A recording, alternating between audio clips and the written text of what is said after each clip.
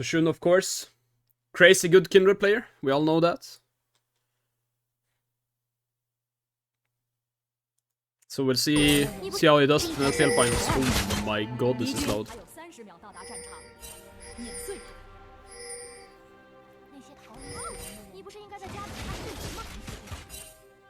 He ends up going green smite, which is interesting. It's maybe not the number one thing you would expect, but maybe he just wants a bit of tenacity, like in his ult, etc. It makes some sort of sense, I guess. I like the Kindred comp here. The only thing I don't like about it is the fact that he's playing into Gragas. Gragas is like one of the few champions that like really like playing into Kindred, of course. I mean, it's like he can knock people out of his ult. I mean, you have Azir on your team. That's like why I don't like your comp around it. I'm not sure it's that insane to enemy comp. I kind of want to lower the volume a bit more.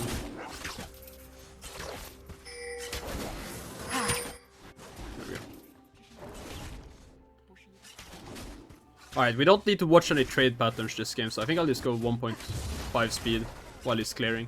He ends up starting red here, paths towards top side instead of pathing towards bot side. Find it interesting. But in general, he's just gonna end up playing for himself. He's probably hoping, okay, he's gonna be a mark on the top side Scuttle Crab, and I think enemy's gonna path bot side. I have a Renekton top lane, we should be able to get the prio, we should be able to potentially make a play around it. So that's just what he's playing for. Just gonna look to full clear here, I think. As I said, enemy jungler should be starting bot side here. Of course, playing by this game. So just looking to full clear. It's maybe not the most standard Kindred clear in that sense, but it is for sure like clear you're doing competitive. Just generally safe. Looks a lot around the two solo lanes. Just trying to see, okay, is there anything I can look for? Of course, he doesn't have that much setup this game, so it's gonna be a bit of a slow game though.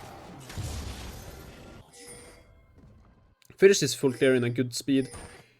Maybe looking to contest the bot side Scuttle Crab. You can see here, he's waiting to see where the mark spawns, right? He recognized the fact, okay, I have prio bot lane right now. Enemy Talia right here, 0 mana basically, especially after she looks to blow up the wave. So if the bot lane Scuttle Crab does spawn the mark here, I think he's just planning on just flat out walking through mid lane, trading a bit with the Talia on the way, and then he's walking into bot side, while his bot lane tries to stall the Scuttle Crab.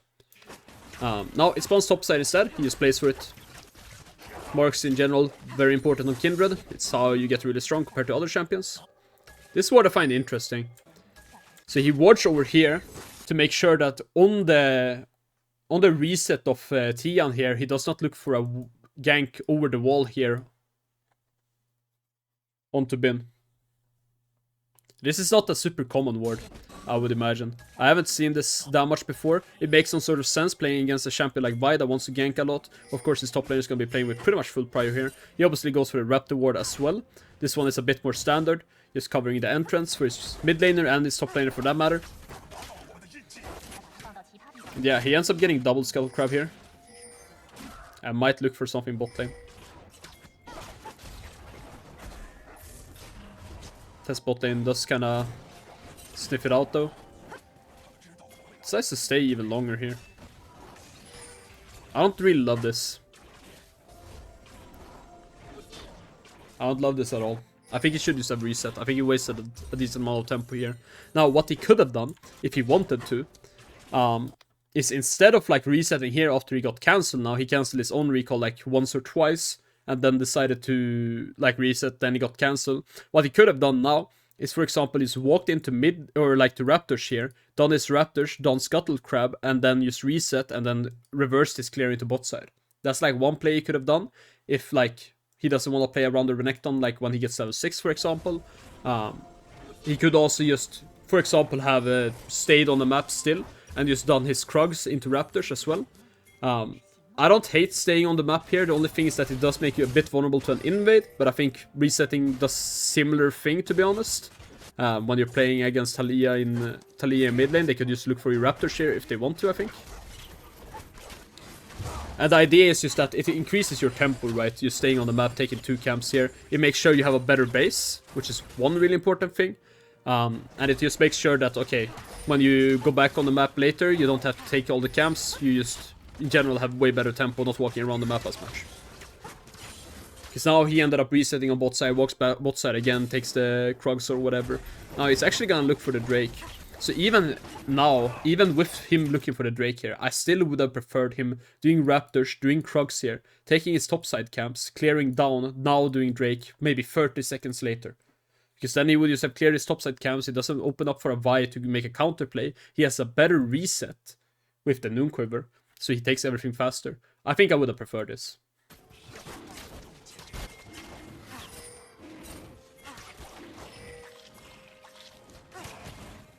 Now the only thing with that, of course, is that it's a bit greedy. For example, Vi could have looked to do the Drake then, potentially. But with the bot lane prio he has right now and with him playing Kindred, I think he could just skip a camp, like the Wolves for example, if he really wanted to just contest the Drake anyways. And the only other thing is that Vi could maybe have looked to invade his Raptors, like, as I said, like, but I think if he starts off with the Raptors, then it's really hard for Vi to actually invade them. He ends up getting two of the grubs as well, so really decent on farm here. In general, gets a lot of objectives. He's gonna get a second mark here already. So pretty good control here, I must say. So far at least. His top laner might be getting ganked here. He's just hovering towards it. Gonna keep full clearing though. And now we can see he does adjust his full clear down to the bot side now. It's just a bit later than I suggested. I don't mind this. I think it's a bit slower tempo, but it's less greedy. It's more consistent, maybe.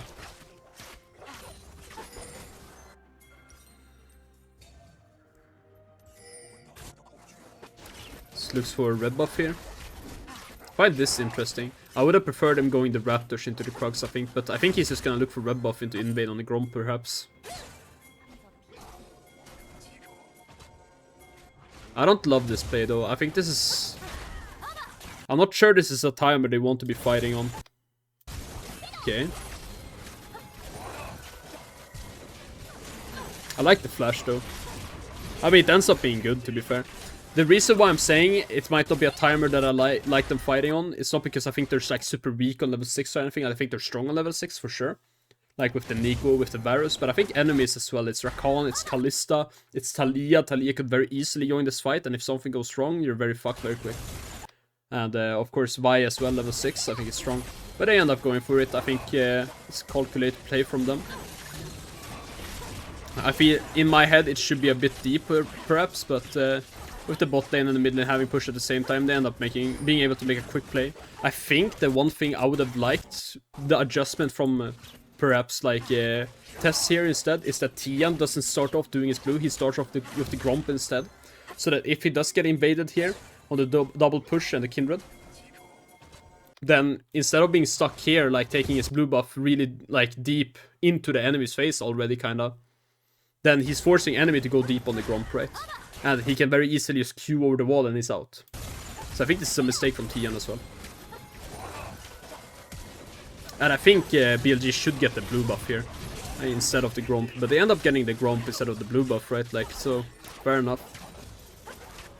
Takes the cannon there, right in front of his ADC. My goat.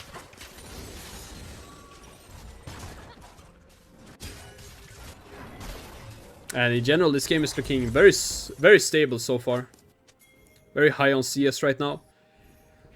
Good mark control right now. He already has 4 marks, which is pretty big spike for Kindred. He gets a lot of buffs here. He gets some range. He gets some, like, general really good buffs.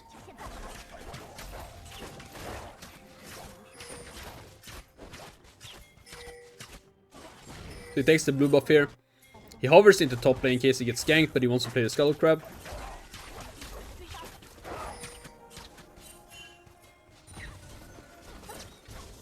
And he hovers around mid lane here. So now what I think he...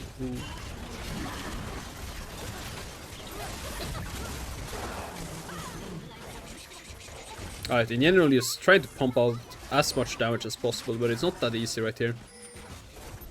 So what I was gonna say, I think what he wants to do after the Scuttle Crab preferably is just clear down. But he's right now just waiting for his camps to spawn. His Gromp just spawn, his Wolves is gonna take a bit longer. He clears very fast right now. Instead of just greeting it and just going to his Gromp instantly and waiting around after that, he just decides to wait around right now. Help out his mid laner a bit, of course his mid laner ends up dying anyways. But he just hovers around the river in case they look for a play on mid lane or a play on like on the top lane or whatever. Now he can catch the mid lane wave.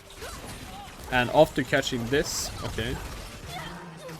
Well, his support ends up dying as well, that's not great. But he ends up catching the mid lane wave and now I would imagine he just goes back to his full clear. He's gonna do Gromp with the Wolves here, fairly certain. Maybe even skips the Gromp.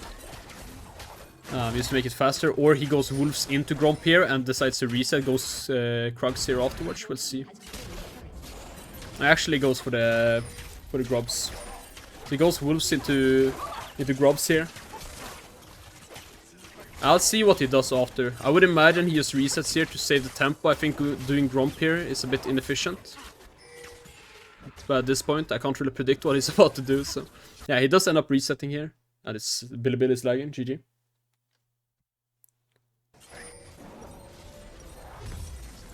Alright, there we go. Okay, so instead of going into his bot side though, he's opposite the top side. I guess he expects Vi to have taken like his Raptors as well. And his bot lane right now is swapping into top lane when they've gotten the tower. So they just want to be playing heavily into top lane. So he's just gonna take this Gromp and go invade, I think. Obviously, making sure here that, okay, his bot lane is not getting cheesed, they're not dying or anything. They see the Rakan on the map, they know Vi just took Drake. He's just gonna go take these Krugs, he's still very close to top lane. Red buff has to spawn, but I don't think he's gonna go take it. It's a bit too far away from the tower. Yep. Said just takes the Krugs, goes back into river. Now they realize, okay, we're kind of getting collapsed on. Let's just wait until Renekton gets a push on bot lane. When he does have the push and rotates into mid lane, we can play with the mana advantage.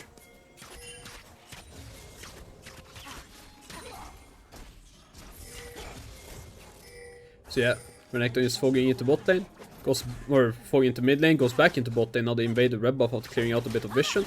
He actually got the mark on this as well. He's very rich on marks this game. Fucking 6 marks at 30 minutes. It's quite a lot.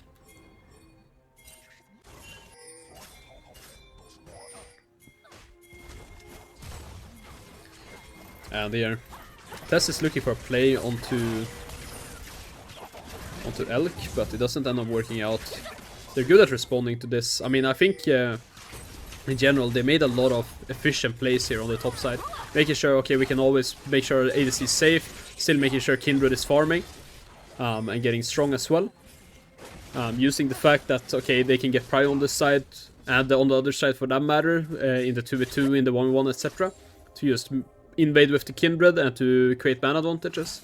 So in general, pretty clean macro here. Now he's taking Gromp, he's gonna go back into top lane here, seeing a fight. I think this is a bit of a bad fight though from his bot lane. I don't think this is what they want to look for. They want to, or rather not his bot lane, but the Nico. Nico has to burn ult here, and they probably just end up giving Herald here. He's taking his top side camps right now, but I think he's just gonna end up going into bot side after that.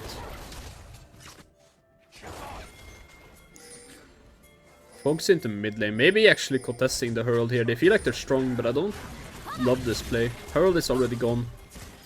I think they're just wasting time here and 2 TPs for pretty much 0 reason. I mean, they get prio onto mid lane here, so they can get some damage onto the mid lane tower potentially. But Talia is here to cover it. I don't know. I think this was a... I don't like this play from BLG at all. I would much have preferred here, instead of going into like the... into this play, just... Okay, Azir, if he has to reset, that's fine, he resets. And if he wants to TP mid lane to put pressure, that's fine as well. But I would prefer Kindred just, okay, goes into bot lane here, uses the Renekton prio. They're taking Rift Herald here. Or maybe even if they want to, they TP mid lane with Azir. And they just use this pressure, walk in here, they zone them off. They walk into mid lane, Talia covers into mid lane, they push the wave. And then instead of going into top side jungle, they go into bot side jungle and start taking camps. I would much have preferred something like this. I don't hate doing something about the fact that they're doing Herald right now. I don't even mind TPing for the pressure. I think the Renekton TP is way too much. And I think they should just have been looking to eventually go into bot side with the tempo instead of like going into top side here. Because here, what are they realistically gaining through going into top side? I mean, the one thing they are gaining, to be fair to them, is that they're gaining vision on top side. So they can maybe play this tower eventually. But I think they could just have done the same thing. They could just have finished their turn on bot side right here, taken a reset afterwards. So instead of resetting right now, he just resets in a minute or something. And then once he gets that reset off, they walk into top side and start playing this tower. Because now, the only thing that's gonna happen is that Kindred has to walk bot side anyways, because that's all where all his camps are. That's where enemy camps are as well, for that matter, so he doesn't have anything to invade on top side. So for me, this vision on top side right now becomes kind of useless.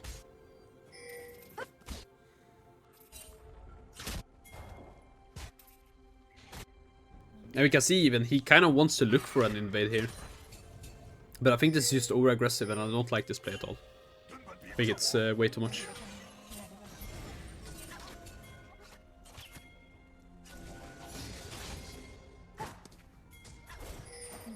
And so of course they want to play Drake eventually, but I think they could already have better setup for this potentially if they had wanted to.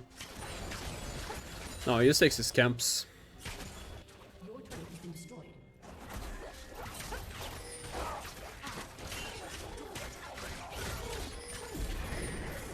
And I think they're just gonna look to fight here.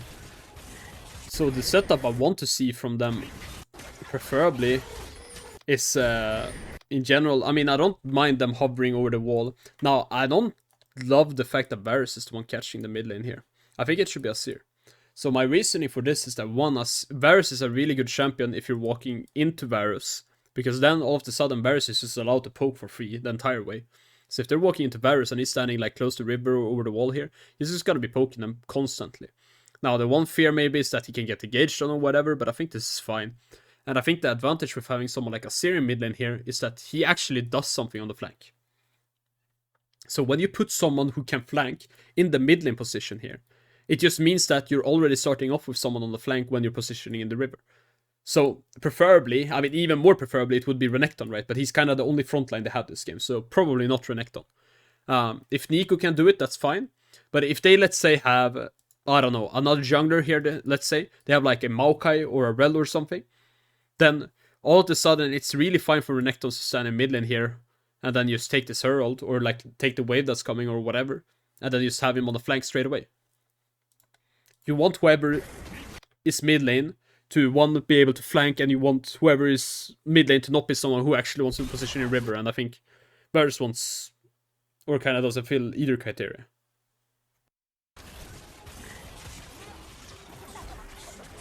Either way, they have to end up giving the river position now, sadly, and now they have to actually walk in. I think maybe they have to give the river position anyways, that's not what I'm gonna say, but I don't think this was maybe the optimal setup. But they are gaining a lot of control. And now one thing you will see always in LPL. And probably in like LCK as well, etc. And that you will not see in lower tier leagues. Like ERL 1s, ERL 2s even, etc. Maybe top ERL 1 teams. But what you will often see is that they try to make use of all the space they've got. What do I mean by this? So, you can see them walking in here. Azir already is positioned into this bush, sometimes on the top side of the bush, sometimes on the bottom side, doesn't really matter, they don't know enemy. Renekton walks on the other side. Talia right now, even though they were first on position, she's standing over this side of the wall. They're both just trying to play over the walls even. With champions that can dash, with champions that can join the fights, with the champions that are really strong at flanking.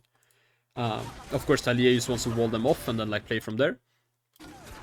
But like, you can see this often in like top tier League of Legends that they will constantly use the space, and you can see in lower tier League of Legends that they will try to fit in 5 people in this cramped amount of space, and that just does not work out.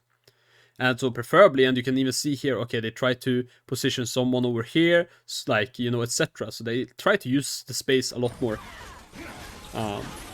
And you can see here now, look at the 4 people they have here, and Gragas is just contesting Renekton on the flank, and it's hard for BLG right now, who are walking into the position to make use of the same amount of space, right? Renekton has some space, right? But the rest of them do not have as much space. They can't get into the Dragon Pit right now. And so in general, top esports, really good position here, right? Because they have a lot more space than enemy does. And a lot of team fights, the truth is, comes just down to whoever has more space than the enemy. Now, Renekton dashes over the wall here, tries to look for something. Vi is a bit caught out here, actually. Actually ends up getting Varus ulted before, and that's why they go over. Has to flash. Good Nico ult here. And I like how they engage into this. So the general thing they look for is they just throw the non-committal engage. The first Nico either tried the misses, they throw the Varus ult, it does hit. They feel like, okay, we need to start a fight here. If they miss this Varus ult here, they will just back off. They will probably not take the fight, they will just back off, say, okay, it is what it is. Now, when they do hit the Varus ult, they decide, okay, now we can take a fight. Renekton dashes the wall, they engage onto the Divide, they have something to play for. If this does not hit, then enemy will just full focus the Drake will be gone. Maybe they will 50-50 the Drake, and someone will die. And here, they're all forced into this chunk of space as well. Varus ult here, really good. Forces the Rakan to walk over here, forces the Kalista over here. When Renekton goes over the wall, Vi flashes over here as well. They're all of a sudden, instead of playing on this space we were talking about, they're playing on this amount of space. See? Very cramped up now. Gragas is no longer over the wall even. They're all 5 people in the same cramped corridor, trying to reposition themselves. So they had to position out first, and now they're trying to position inwards against some of them to hit the Drake. And Nico uses this as an advantage. And you can see, I mean, in general in teamfights here, what XUN will just look to do is just play the front to back fight. Play the Drake. He's just playing an ADC at the end of the day.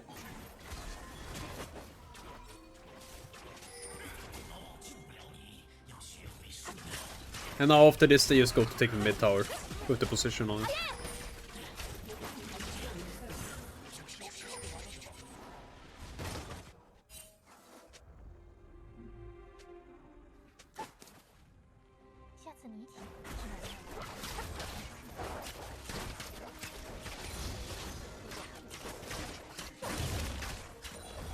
Alright.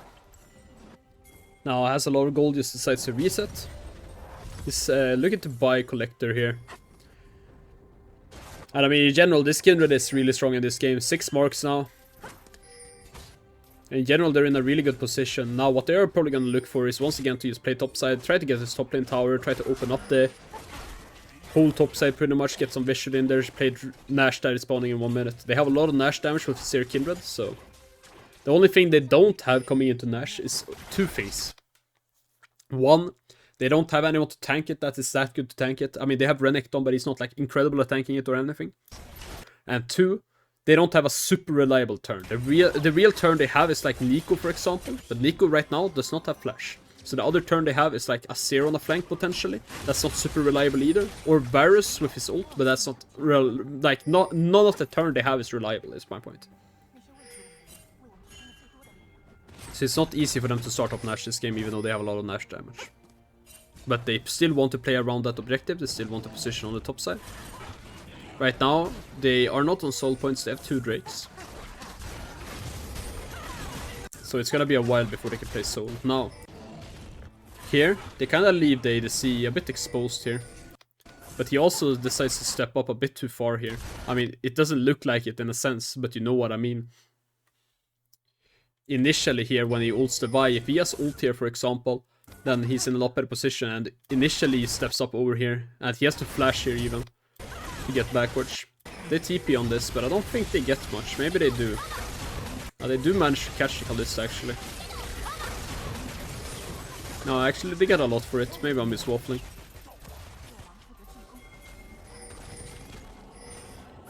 And they're gonna look to start up Nash here. I'm not sure it's that easy to do though.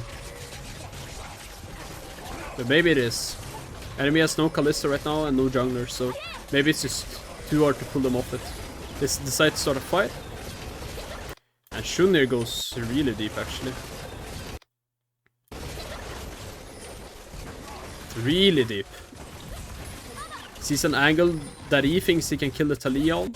He does not manage to kill it. Seraphs is a thing. Unlucky. Talia flashes out as well. It's a good Kindred ult. But he doesn't get anything in the end. I would have preferred here. I like the Q in here. But at some point I think, look where your teammates are. You're going deep. I don't hate the play. I think it works out decently. You trade flashes at the end of the day. I mean, it's not great, but it's not like terrible or anything. But I think what he wants to do is just hit the Gragas here, right? Because here, few seconds earlier, Rakan forces an engage. And he forces an engage because he realizes, okay, I need to get them off Nash, right? And here he hits the Rakan. And here, I don't like the... I mean, I don't mind the Q with the play that he's looking for. But I think if he can just find himself in a position where he can hit the Gragas, I think he can maybe kill the Gragas. Maybe, though, he thinks that Taliyah can kill his backline. Or frontline, or whatever. So maybe in that sense, he's just playing a good disrupt. But I think at some point when he gets the Taliyah off, it just feels like maybe he should be hitting the Gragas instead. And he's going a bit too deep.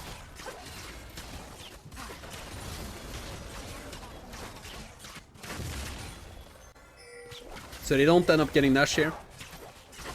XUN decides to stay on the map for a bit. He wants his collector. He's gonna go for the red buff even. 1 minute till Drake now. One thing I really like doing, or that I really like to look to do, is trying to have your buffs come when Drake comes up or whenever your fight comes up. If you can have double buffs and enemy does not have double buffs when you take a Drake fight or a Nash fight or whatever, you're just in an advantage for zero reason. Red buff especially gives you a lot of passive healing, so that's really great. Of course, same thing with blue buff, it gives you passive mana regen, so you can take prolonged fights with both of these buffs. It gives you some ability haste, which is good. Of course, red buff gives you some more damage on the ADCs, and especially this game, when you have 3 ADCs basically, Azir, Varus and Kindred, 3 champions who can proc red buff reliably. I mean, Varus maybe not as much since he's playing poke, but still, to an extent, he still can auto-attack and he still deals damage with auto-attacks. All of these champions can proc red buff. Red buff is a great tool for them this game. Now, instead of playing the Drake here actually, they end up just giving the position. It's not that easy for them to play Drake, I think. Renekton is batching the Gragas on the side lane. They have no one to face check with. This comp that they have is a bit awkward, considering the fact that they have like, okay, they just don't have anyone to really frontline for them. So they don't have a frontline support or a jungler, right? And usually you want one of these heroes to be able to frontline, right? Because otherwise you end up in these positions where you can't face check in the jungle. And it's gonna be incredibly hard to get vision against the enemy who wants to play in their vision. Now Renekton is here. Now he can start face checking. But it's already a bit late. He might look for the steal here. Doesn't end up getting it. Renekton flashes in here. And once again, we just see XUN playing Kindred. Just pure front to back. Just playing as an ADC. It's nothing incredible in that sense. Nothing in particular. He just plays it a clean front to back. Hitting whoever's in front of him. Hitting main target. And now I would imagine once again that they try to turn onto the Nash. But they're wasting a lot of time chasing this Gragas. I do not like this. I think they should have gone Nash. And now they do still try to go Nash.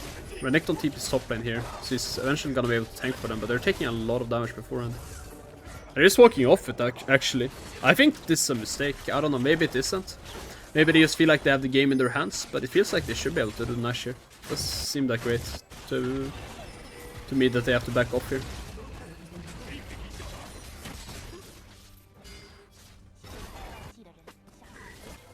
An enemy tries to punish their a bit off tempo right now by making some plays. Well, they're on tempo. A lot of BLG here still wants a reset. And we can see XUN really isn't allowed to reset just based off the fear that the enemy has more tempo than them, and that if he does reset and they make a play, then they could just lose Nash off it. But eventually they find the resets.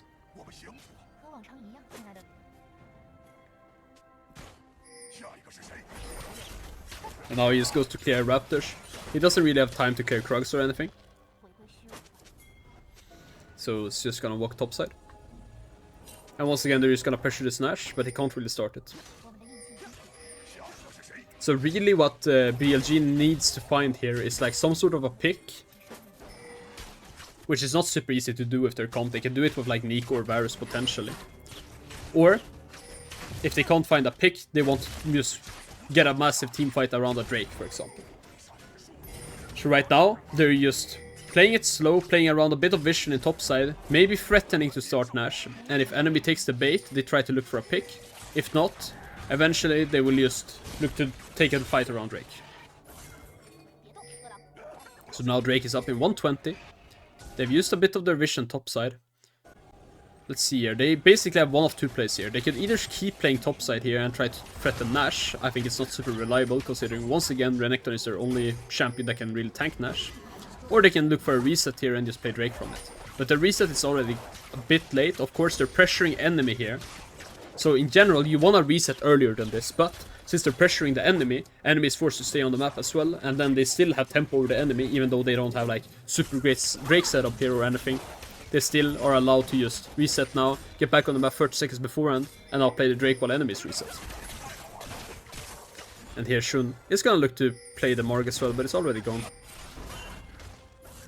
And just in general, taking control of the jungle with the support.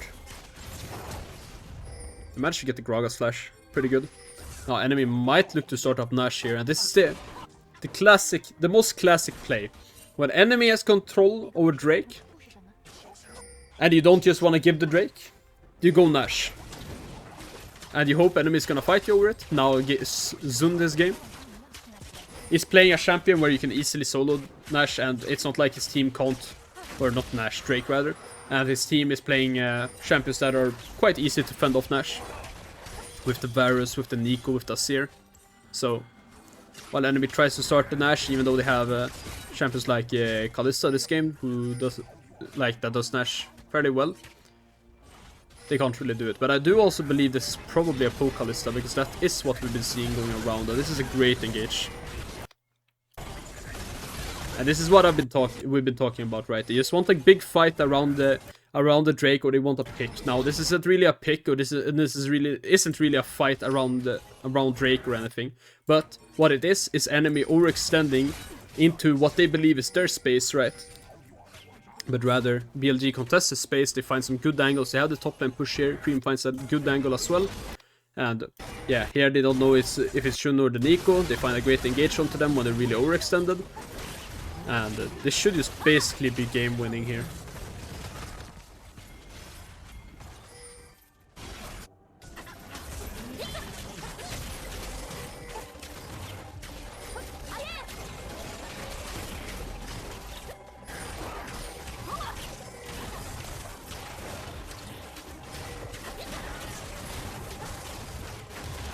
Yeah, they just get the Nash. Cream just holds off TN so that he can't steal it.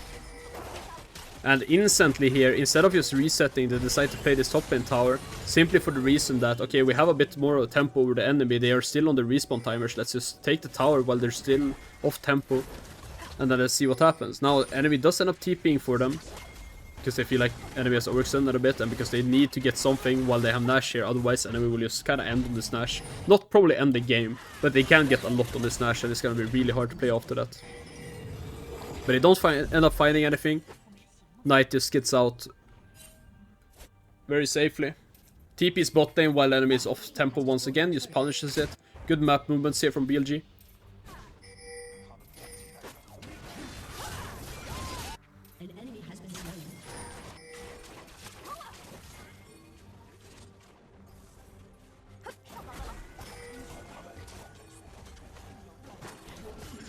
Now just playing two lanes once again. 3 people playing mid lane here, 1 person playing bot lane. Azir can't really be caught. Kindred is playing between the 2 lanes, seeing what he needs to do. Right now doesn't need to do anything. And they just very easily open up both of these. Let's see what they do now, if they decide to just siege the Nexus or what they try to do. Yeah, they just siege the Nexus, and it's just impossible for enemy to do anything. They have a great siege comp here. 4 range champions, all great at sieging. Maybe the Nico not so much. And now enemy tries to for a desperate engage, but they don't even get close to getting the Kindred ult, and this should just be game over. Yeah, it's just too hard to find anything into these champions. So much disengage, so much disrupt. And yeah, that's XUN Kindred for you.